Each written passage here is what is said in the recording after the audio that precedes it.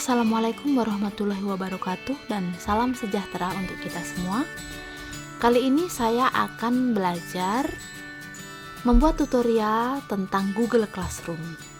Dan materi pada pelajaran kali ini adalah tentang bagaimana cara membuat kelas dalam Google Classroom, bagaimana cara mengundang siswa untuk masuk ke dalam kelas di Google Classroom, dan bagaimana memasukkan materi dalam Google Classroom. Oke, yang pertama, untuk mengoperasikan Google Classroom, syarat mutlak pertama yang harus kita miliki adalah kita memiliki akun Gmail. Oke, pastikan bahwa Bapak, Ibu, ataupun teman-teman semua sudah memiliki akun Gmail. Yang pertama, kita buka laman Google. Perhatikan di sini saya sudah buka laman Google, google.co.id. Lalu kita login menggunakan akun Gmail yang tadi ya. Oke, saya segera login pakai akun Gmail saya. Kita tunggu sejenak. Proses login sudah terbuka. Saya sudah masuk dalam Google. Yang berikutnya kita akan masuk ke Google Classroom. Ada banyak cara untuk masuk ke Google Classroom. Bisa lewat sini, kita bisa mengetik Google Classroom ini, atau bisa lewat sini. Baik, lihat di sini ya, ada tanda foto saya menunjukkan saya sudah login. Kemudian di sini ada tanda menu kotak-kotak kecil ini. Saya lebih suka kalau masuk Google Classroom biasanya lewat sini. Kita lihat. Nah, ini dia kita temukan Classroom. Kita klik. Oke, sedang proses. Kita tunggu sejenak. Nah, sudah terbuka. Di sini ada 4 ruang kelas ya. Satu kelas yang saya ikuti seperti ini. 3 kelas yang saya buat seperti ini adalah tampilan dalam Google Classroom. Dan yang akan kita pelajari adalah kita akan membuat kelas dalam Google Classroom. Bagaimana caranya? Kita mulai dengan tanda plus di samping kotak menu ini. Kita klik, kita pilih. Kita akan membuat kelas atau bergabung ke kelas. Kali ini kita membuat kelas, kita klik buat kelas. Oke, seperti pada umumnya di sini ada seperti term and condition. Kita klik di sini, I agree, saya telah membaca dan memahami. Kemudian lanjutkan. Nah, tampilan pertama akan muncul seperti ini. Kita bisa membuat mata kuliah. Saya memberikan contoh di sini adalah mata kuliah teori belajar. Sesuai dengan kebutuhan ya, kita bisa memasukkan nama kelas ataupun nama mata kuliah yang kita ampu. Di bagian sini, ini wajib kita isi. Pada bagian yang lainnya, ini boleh kita isi, boleh tidak ya ini. Oke, bagian misalnya kita masukkan semester ataupun tahun ajaran. Genap 2019-2020 misalnya. Ganjil misalnya saya buat ya. Lalu di sini mata pelajaran kita bisa masukkan apa saja. Saya masukkan program studi misalnya teknologi pendidikan. Lalu ruang itu adalah ruang kelas yang kita gunakan. Misalnya saya masukkan ruang kelas 30, RK 30. Setelah terisi semua, pastikan yang utama yang pertama ini terisi, kita klik buat. Sedang proses membuat kelas dalam Google Classroom. Sabar sejenak ya. Oke, sudah terbuat. Seperti inilah tampilan kelas yang kita buat dalam Google Classroom. Nah, di sini ini adalah tema. Warnanya abu-abu. Misalnya kita tidak suka, kita bisa mengganti temanya dengan ngeklik di sini. Ini untuk memilih tema yang disediakan oleh Google. ini untuk upload foto. Kalau kita mungkin ingin memasukkan foto yang kita miliki. Saya contohkan pilih tema. Nah, ini ada beberapa pilihan dan ada beberapa bidang. Misalnya di sini saya pilih yang warna orange. Saya klik orange, pilih tema kelas.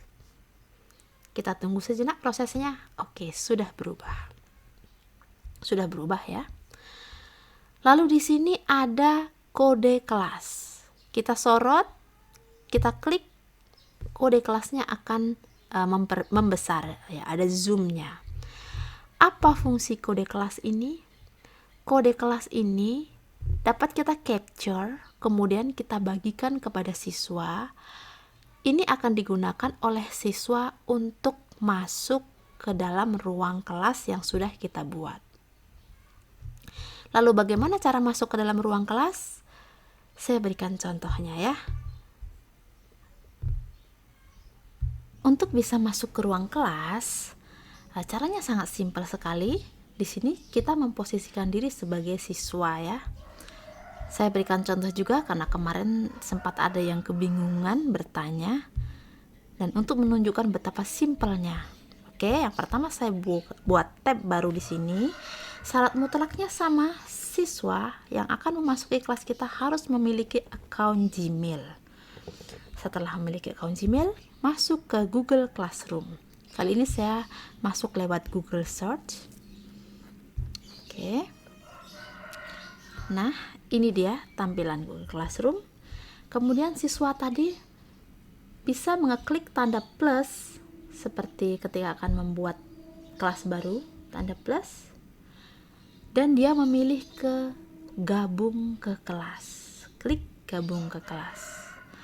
Nah, setelah itu di dalam sini otomatis akan diminta kode kelas yang seperti sudah kita buat tadi. Ini kodenya yang bisa di capture oleh guru ataupun pengajar dan diberikan ke siswa.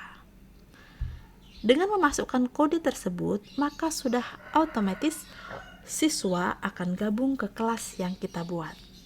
Nah, sangat simpel sekali bukan? Oke.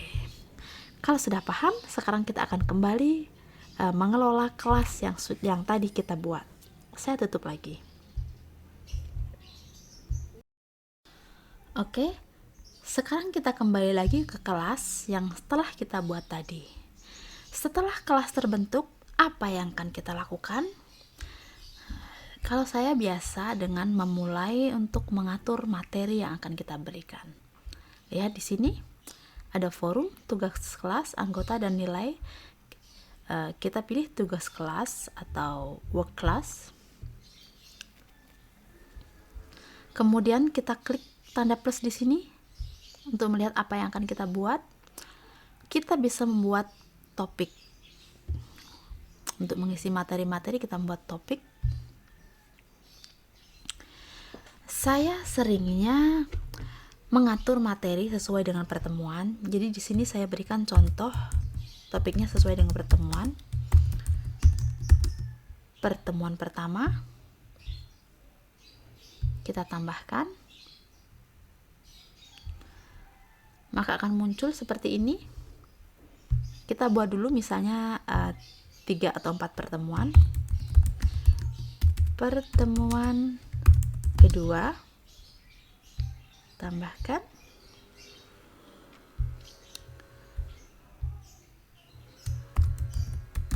Pertemuan ketiga,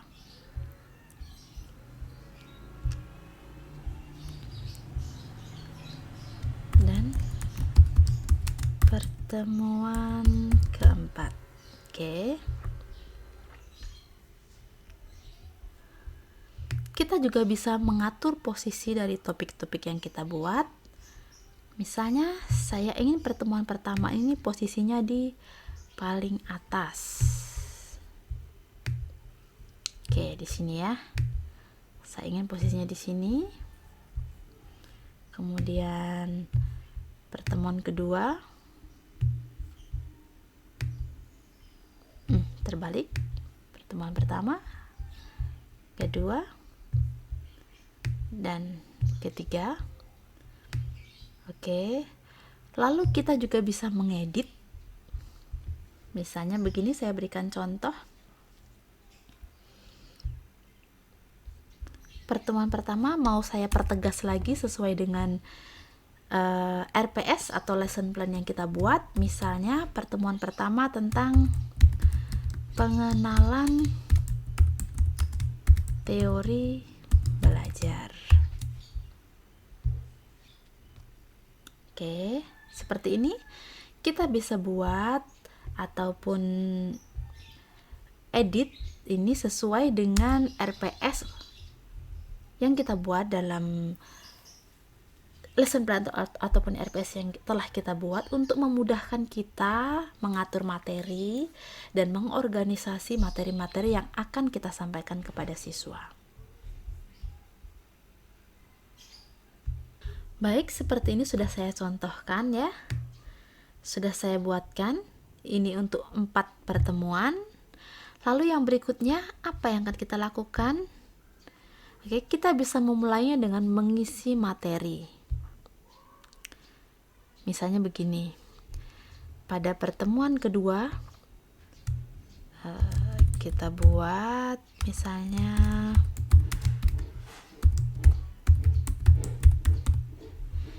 di sini dalam deskripsi kita bisa berikan deskripsi ataupun deskripsi tentang materi, deskripsi singkat tentang materi, ataupun perintah yang akan kita berikan kepada siswa. Misalnya saya ingin siswa mempelajari dulu ini di rumah sebelum pertemuan di kelas, atau sebelum saya membuat diskusi baik online ataupun tatap muka langsung. Misalnya, kita klik dulu deskripsi, kita buat perintahnya.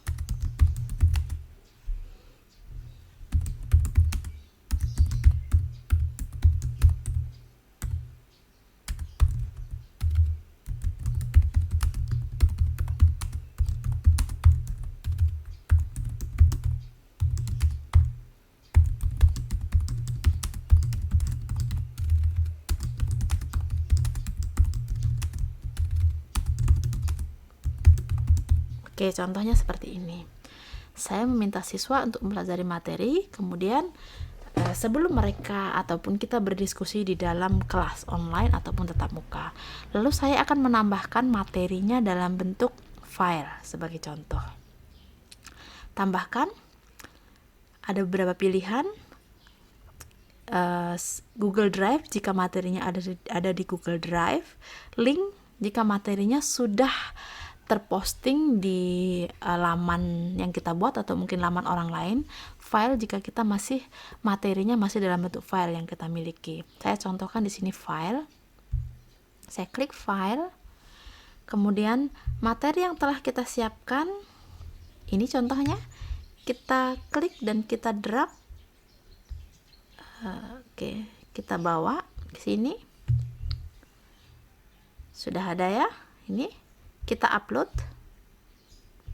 sedang proses upload. Nah, dia sudah masuk di sini. Sudah masuk di sini materinya.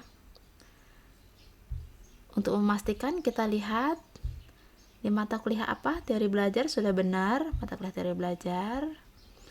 Kemudian siswanya, ya semua siswa. Ini jika ada siswa-siswa khusus saja juga bisa, mungkin hanya 1 atau 2 siswa yang belum mengerjakan tugas misalnya. Kemudian topiknya bisa kita pilih langsung jika kita sudah merasa yakin, atau kita masukkan nanti. Pertama saya berikan contoh kalau topiknya tidak kita pilih langsung. Kemudian kita posting. Oke, sudah terposting materi yang kita buat dalam bentuk file tadi. Kemudian saya ingin memasukkan materinya di sini. Saya merasa ini kelihatannya pas di pertemuan kedua misalnya begitu. Saya tarik, saya masukkan di sini, pastikan sampai warnanya abu-abu ya. Kita lepas. Oke. Materi tadi sudah masuk di pertemuan kedua. Lalu, apakah hanya materi dalam bentuk file? Tentunya tidak ya. Tadi saya sudah memberikan contoh ketika kita akan masukkan materi dan kita lihat ada banyak menu pilihan. Sekarang saya beri contoh misalnya materinya dalam bentuk saya ingin masukkan misalnya ini link YouTube. Sebagai contoh misalnya saya masukkan di teori belajar kognitif.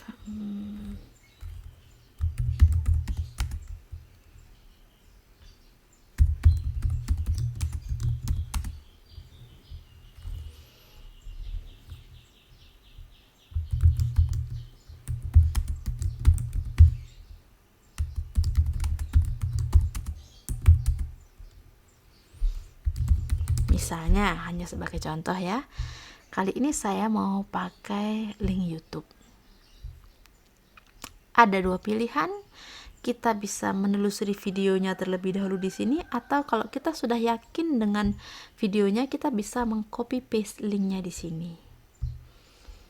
Contoh di sini saya masukkan misalnya teori kognitif. Kita pilih. Oke, ada beberapa materi tentang teori belajar kognitif. Misalnya saya berikan contoh ini. Kita klik yang warna biru ini, kita pilih ya. Lalu klik tambahkan. Nah, dia sudah masuk. Seperti tadi, kita pastikan mata kuliahnya, siswa yang akan kita pilih, kemudian kita bisa langsung memasukkan topiknya. Saya pilih di pertemuan ketiga misalnya. Setelah siap semua, kita posting. Kita lihat apakah materi yang kita buat tadi sudah ada di pertemuan ketiga teori belajar kognitif, sudah ada di sini. Sangat simpel sekali, bukan?